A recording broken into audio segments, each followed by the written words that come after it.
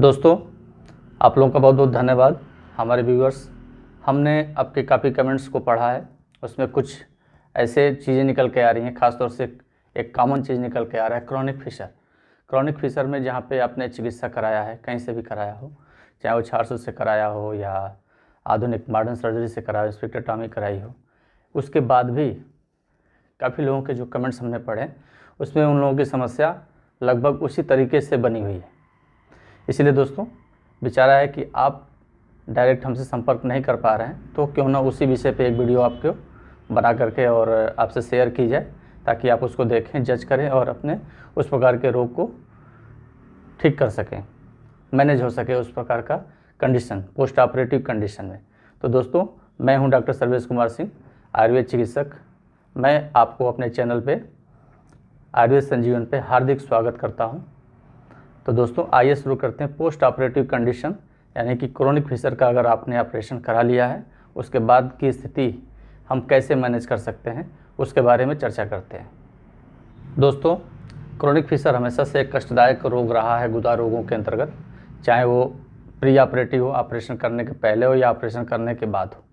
कई कंडीशनों में जहाँ एक चिकित्सक का भी उत्तरदायित्व बनता है कि हम पोस्ट ऑपरेटिव यानी कि ऑपरेशन के बाद की क्या स्थिति है, कैसे हम उस रोग को मैनेज कर सकते हैं, कैसे मेंटेन करना है अपने एनल कैनाल को, हम कैसे बेहतर बना सकते हैं, उसके लिए चिकित्सक का पहला उत्तरदायित्व होता है। और उसके बाद चिकित्सक के दिए गए निर्देशों के अनुसार जैसा चिकित्सक ने एडवाइस किया है, अगर आप उसको फॉलो नहीं कर पाएंगे दोस्तों, तो आपको दिक्कत होगी, समस्या आपको आएगी। जिसको दिक्कत होती है उसका कष्ट वही समझ सकता है। हमने आपके काफ़ी कमेंट्स पढ़े जिसमें आप एक दूसरे के कमेंट्स पर ही कई लोगों ने आपस में चर्चा की। उसमें इस प्रकार की स्थिति में दोस्तों भ्रम की स्थिति उत्पन्न होती है, जहाँ पे आप संदेह में हो जाएंगे।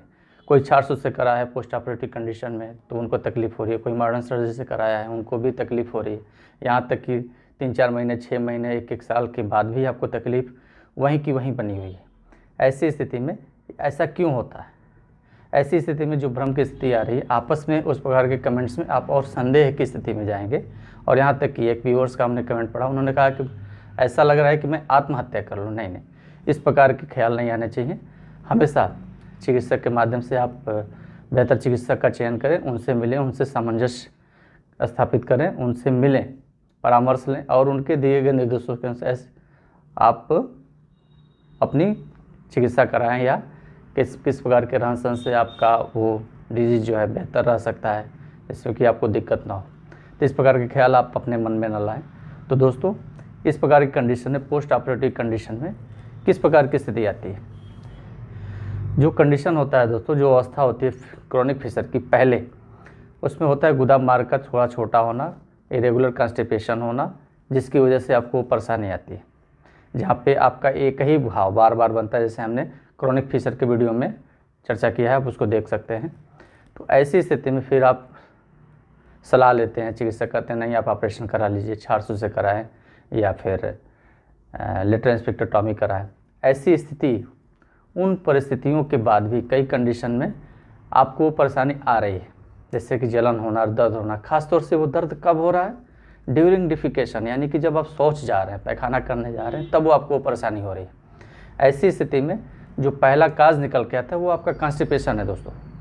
अगर आप अपनी हेल्दी लाइफ, जो लाइफ स्टाइल है, अगर उसको मेंटेन नहीं करेंगे, ठीक नहीं करेंगे, जिससे कि आपका मोशन मीडियम हो, ना बहुत कड़ा हो ना बहुत ढीला हो, तो आपको परेशानी नहीं होगी। तो हमेशा उस कॉन्स्टिपेशन को दूर करने का पहले प्रयास करना है।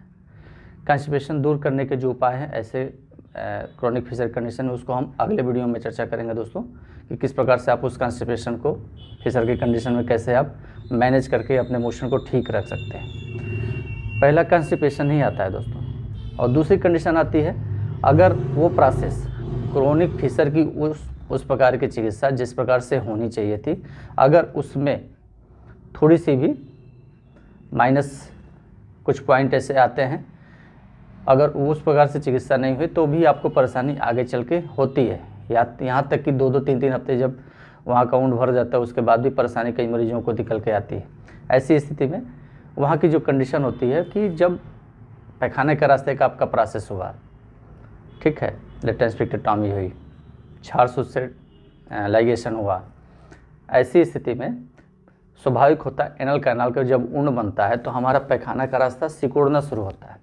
जब घाव भरती है तो सिकुड़ता है, यानी कि नीचे की ओर आता है। ऐसी स्थिति में जब वो नीचे की ओर आएगा तो पता चलेगा कि पहले की कंडीशन में, जैसे पहले की कंडीशन थी उस प्रकार की यथावत कंडीशन आपकी वहीं पे पहुंच गई है। ऐसी स्थिति में धीरे धीरे उस प्रकार की कंडीशन एनल स्टेनोसिस के रूप में कन्वर्ट हो जाती है, चेंज हो जाती है, बदल जाती है। काफ़ी मरीजों में ऐसे देखने को आता है। वो कंडीशन या तो पहले से भी रही होगी। तो हम उस प्रकार की एनल स्टेनोसिस या फिर पैखाने के रास्ते का सिकुड़ापन हम कैसे दूर करें, इसके लिए सबसे ज़रूरी होता है पोस्ट ऑपरेटिव कंडीशन में हम वहाँ के एनल कैनाल का जो रिंग है, मसल्स है, स्फिंक्टर्स मसल्स हैं, हम उसको कैसे मेंटेन करें। कई कंडीशन में दोस्तों उसमें उंगली के माध्यम से, अपने पीआर के माध्यम से हल्का सा फिंगर कंडोम जो आता है उसको पहन करके ऑयल मसाज, इत्यादि तेल का या घृत का ऑयल मसाज करना चाहिए। ये तब करना चाहिए जब वहाँ पे वुंड माइल्ड हो। यहाँ तक कि ऐसी कंडीशन में नहीं करना है जब हम अब फिंगर ही नहीं ले जा पा रही हैं और हमको तकलीफ़ हो रही है। ऐसी स्थिति में आप अपने माध्यम से उसको नहीं कर सकते। ऐसी स्थिति में डायलेटर के माध्यम से किया जा सकता है, धीरे धीरे करना चाहिए, लेकिन वो भी चिकित्सक से संपर्क करके बीच चीज़ में आपको संपर्क करना, देखना है, ताकि वो चिकित्सक भी देखें आपकी एनल कैनाल की टोनिंग कैसी है। अगर वो टोनिंग मीडियम है तो फिर अगली कंडीशन आपको कॉन्स्टिपेशन दूर करने का ही करना है। ऐसे में लैक्सेटिव का इस्तेमाल करना है, फाइबर वाली चीज़ों का इस्तेमाल करना है, उसके विषय में हम बाद में चर्चा करेंगे अगले वीडियो में। तो वो जो सिकुड़ापन होता है दोस्तों, पैखाने का रास्ता जो फिर से सिकुड़ना शुरू हो जाता है, ये समस्या आ जाती है। ऐसी स्थिति में सबसे जो महत्वपूर्ण होता है, एक मुद्रा होती है, अश्विनी मुद्रा बोलते हैं। उसमें आप पैखाने का रास्ते को सिकोड़ें, 2 सेकंड 30 सेकंड के लिए होल्ड करें, फिर छोड़ दें। उस प्रक्रिया को चाहें तो आप बैठे बैठे भी कर सकते हैं। एक बार में दिन भर में 100, 150, 200 बार तक कर सकते हैं।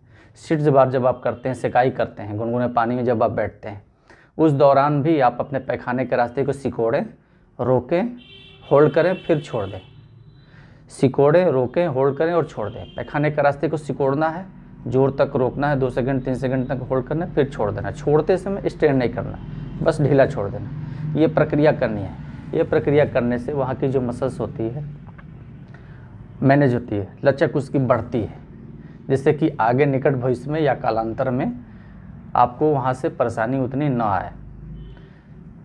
दूसरी स्थिति आती है दोस्तों, अगर मोशन टाइट हो रहा है तो उसके लिए आप खुद जिम्मेदार हैं। एक आपकी प्रकृति होती है, आपका रहन सहन, लाइफ स्टाइल है, आपका आहार है। तो सबसे प्रकार से उस प्रकार की चीज़ों का सेवन करना बंद कर दें जिससे आपको कॉन्स्टिपेशन फेस करना पड़ रहा है। तो कॉन्स्टिपेशन को दूर करने के लिए जो उपाय हैं वो आगे हम बताएंगे ही, उनको ब्रेक करना है। ये ज़रूरी है, एक्सरसाइज पर जरूरी है। ये प्रक्रिया आप चाहें तो अगले 1 साल या अगले 1.5 साल तक करें, कोई दिक्कत नहीं है। बस होल्ड करना है, रोकना है, होल्ड करना है, रोकना है, छोड़ देना है। और उसके बाद जब लगता है कि एनल कैनाल पे आपको कोई भी जख्म, कोई भी घाव ऐसा नहीं है, तो ऐसी स्थिति में फिंगर कंडोम के माध्यम से, फिंगर के माध्यम से ये मसाज करना है। हल्का जो होता है ना, रिंग पे हल्का सा प्रेशर दे के चारों ओर उस एनल कैनाल का मसाज करना है। केवल इतना है, इससे ज़्यादा उंगली आपकी अंदर ना जाए, इतना ध्यान रखें। और अगर फिंगर नहीं जा रही है तो स्वाभाविक है कि ऐसी में दिक्कत आती है, तो हल्का हल्का धीरे धीरे जेलोकेन जेली जो आती है हल्का सा एनेस्थाइज कर देती है, उसके माध्यम से भी थोड़ा थोड़ा कर सकते हैं। लेकिन उतना ही करना है जितने से लगे हाँ कोई हार्मफुल इफेक्ट, दुष्प्रभाव जो है नहीं पड़ रहा है, पता चले कि वहाँ का एरिया और जख्म हो रहा है और घाव आ रहा है। ऐसी स्थिति में आपकी वो तकलीफ़ कम नहीं होती है। तो फिंगर का जो मसाज है वो अपने रोग की जो स्थिति है उसके आधार पे करनी है।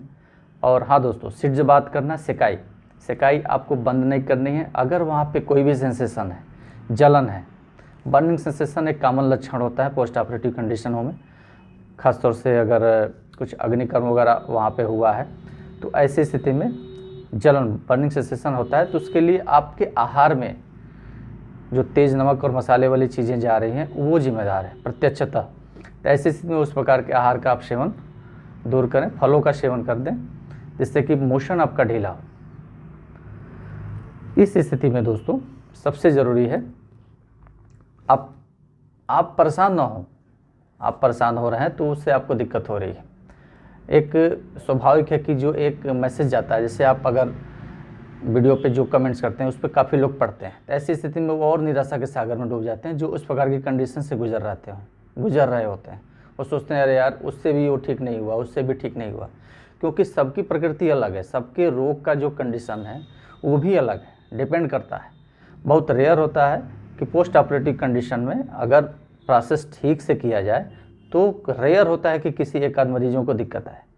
लेकिन हमने जब से देखा है कि इस कमेंट में, वीडियो में हमारे जो कमेंट्स पढ़ रहे हैं, आ रहे हैं, जो आप लोग दे रहे हैं, स्वाभाविक परेशानी है तभी तो दे रहे हैं।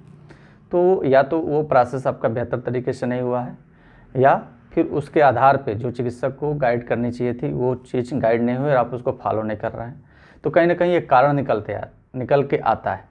बिना कारण के आपको परेशानी नहीं हो सकती है दोस्तों। तो इसलिए इस प्रकार के जो नेगेटिव कमेंट्स आते हैं वो ऐसे लोगों के लिए थोड़े से घातक सिद्ध हो जाते हैं जिनका बल सत्व कम है, जो मानसिक रूप से थोड़े से और हीन है।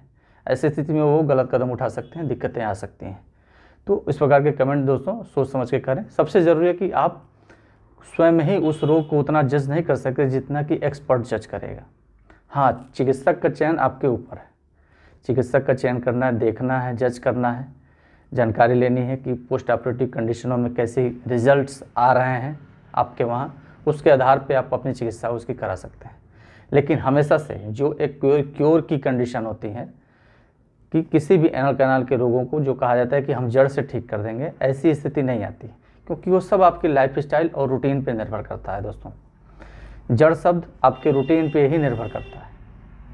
इसलिए किसी भी कंडीशन में जहाँ पे प्री ऑपरेटिव हो या पोस्ट ऑपरेटिव, अगर आप अपना रूटीन मैनेज नहीं करेंगे, ठीक नहीं करेंगे, ऐसे में आप उतने लाभान्वित नहीं हो पाएंगे जितने कि पोस्ट ऑपरेटिव कंडीशन कराने के बाद आपको मिलेगी।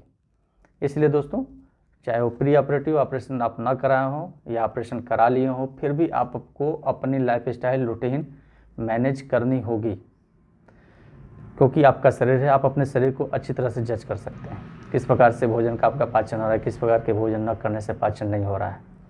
तो इसलिए आप उसको जज करें, डेली रूटीन को जज करें कि आज हम 24 घंटे में किस प्रकार का भोजन, आहार, द्रव्य या रूटीन हमारा कैसा रहा है, कि हमारा मोशन कल अगले 24 घंटे के बाद हमारा मोशन ईजी हुआ है। इसलिए दोस्तों, इस रोग को, इस प्रकार के रोग को, पोस्ट ऑपरेटिव कंडीशन जो आती है क्रोनिक फीसर की, वो बहुत रेयर होती है कि किसी को तकलीफ आ जाए, क्योंकि ऑपरेशन तो तभी होगा ना जब अंतिम विकल्प होता है, तब ऑपरेशन होते हैं। खासतौर से हम जो प्रोसेस करते हैं, जब तक अंतिम विकल्प ना हो हम उसको अवॉइड करते हैं। आचार्य सुश्रुत भी कहते हैं क्षार कर्म या शल्य कर्म उसी स्थिति में होनी चाहिए जब वो अनिवार्य हो। बिना अनिवार्य की स्थिति में आपके शरीर के एनाटमी यानी कि शरीर की जो क्रिया है, शरीर के जो आपके अपने अंग हैं, उनको नुकसान नहीं पहुंचाना चाहिए। लेकिन जब लगे कि हाँ अब इसके बिना सर्जरी के बिना क्षार सूत्र के काम नहीं चलने वाला है, तो हमको करना है, तो उसके बाद भी एक कंडीशन आती है दोस्तों। ऐसा नहीं कि हम एकदम परमानेंटली क्योर हो गए। हाँ, जो चीज़ें थी उसकी चिकित्सा हुई है ना, आगे की चीज़ें, आगे के जो कंडीशंस आएंगे वो सब आपके रूटीन पे ही निर्भर करता है। तो ऐसी स्थिति में आपको अपने रूटीन लाइफस्टाइल को मैनेज करना ही होगा। इसलिए दोस्तों, आप जो भी लोग पोस्ट ऑपरेटिव कंडीशन में जो ऑपरेशन करा लिए और परेशान हैं, रिलैक्स रहें। हाँ, थोड़ी कष्ट रहती है, गुदा रोगों की जहाँ तक बात आती है, हमेशा से वहाँ पे कष्टदायक रोग रहा है, और इस कंडीशन में, इस आधुनिकता में वहाँ की कंडीशन, वहाँ का रोग और बढ़ रहा है। और बढ़ने का सीधा यही कारण है हमारा लाइफस्टाइल और हमारा जो आहार है वो सब दूषित है, विकृत है। इसीलिए पैखाने के रास्ते की जो व्याधियाँ हैं दिन पर दिन और परसेंटेज इसके बढ़ते जा रहे हैं, और धैर्य नहीं है। धैर्य की जो जहाँ तक बात आती है, किसी भी चिकित्सा उपक्रम में आपको थोड़ी सी स्थिरता की आवश्यकता पड़ती है, खासतौर से क्षार चिकित्सा में। और ऐसी स्थिति में दोस्तों, चिकित्सक का भी उत्तरदायित्व बनता है कि पोस्ट ऑपरेटिव कंडीशन के बाद भी हम उसको कैसे मैनेज करें, आप किस प्रकार से लाइफस्टाइल अपना मैनेज कर सकते हैं, एक रूटीन। क्योंकि हम जो प्रोसेस करते हैं क्षार सूत्र के बाद, तो उसके बाद एक मरीज को एक पूरी उसकी हिस्ट्री लेते हुए उसके रूटीन का एक निर्धारण करते हैं कि आपको कैसे कैसे किस ऋतु में किस प्रकार के आहार का सेवन करना चाहिए, जिससे आपको ईजी रहे, आपका डाइजेशन भी ठीक रहे, आपका मोशन भी ठीक रहे, तो आपका गुदा द्वार पैखाने का रास्ते पे कोई भी इरिटेशन नहीं आएगी। इसीलिए आयुर्वेद शास्त्र में, आयुर्वेद चिकित्सा शास्त्र में दोस्तों ऋतु के अनुसार भोजन का व्यवस्था की गई है। जैसे कि अब जो ऋतु में चेंज हो रही हैं, जो अगली ऋतु आएगी, आगे हम किसी वीडियो के माध्यम से ऋतु के अनुसार जो भोजन बनते हैं, भोजन किस प्रकार का आहार और विहार होना चाहिए, उस पर भी हम वीडियो ज़रूर डालेंगे। जो पिछले जो ऋतु थी हेमंत ऋतु बीत गई है, अब ये चल रहा है शिशिर ऋतु चल रही है। ये 2 ऋतु ऐसी होती है जिसमें पाचन व्यवस्था अच्छी रहती है, लेकिन थोड़ा सा जब शीतलहरी होती है, जहाँ पे अति शीत पड़ता है, ऐसी स्थिति में पाचन व्यवस्था डिस्टर्ब हो जाती है और कॉन्स्टिपेशन क्रिएट हो जाता है। ये इस ऋतु का दोष है। इस ऋतु में ऐसा होता है, अगर धूप नहीं मिलेगी तो आपके भोजन का सम्यक पाचन नहीं होगा। इसलिए दोस्तों पोस्ट ऑपरेटिव कंडीशन में आप अगर ऑपरेशन करा लिए हैं क्रोनिक फीचर की, तो ऐसी स्थिति में सिड्जबाथ सिकाई करना जरूरी है, कॉन्स्टिपेशन को ब्रेक करना जरूरी है। और अश्विनी मुद्रा वाली जो हमने एक्सरसाइज बताई है सबसे महत्वपूर्ण है, इसको न भूलें। यहाँ तक कि आप अगर तत्काल में ऑपरेट कराए हैं, प्रोसेस कराए हैं छार सूत्रा से, उस दौरान भी आप इस प्रक्रिया को कर सकते हैं, अश्विनी मुद्रा को। और फिर उसके बाद ऑयल के माध्यम से, जैतूनी तेल के माध्यम से या जैलोकेन जेली के माध्यम से, डायलेटर के माध्यम से आपके पैखाने के रास्ते का मसाज करना, ये सबसे ज़रूरी है। तो दोस्तों पोस्ट ऑपरेटिव कंडीशन में स्वाभाविक है आपकी जो जिज्ञासा थी कुछ हद तक कम हुई होगी। अगर फिर भी कुछ लोगों के कुछ अलग स्वरूप होते हैं, अलग निर्धारण होता है, तो आप कमेंट सेक्शन में कमेंट के माध्यम से अपने सवाल बेझिझक होकर रख सकते हैं।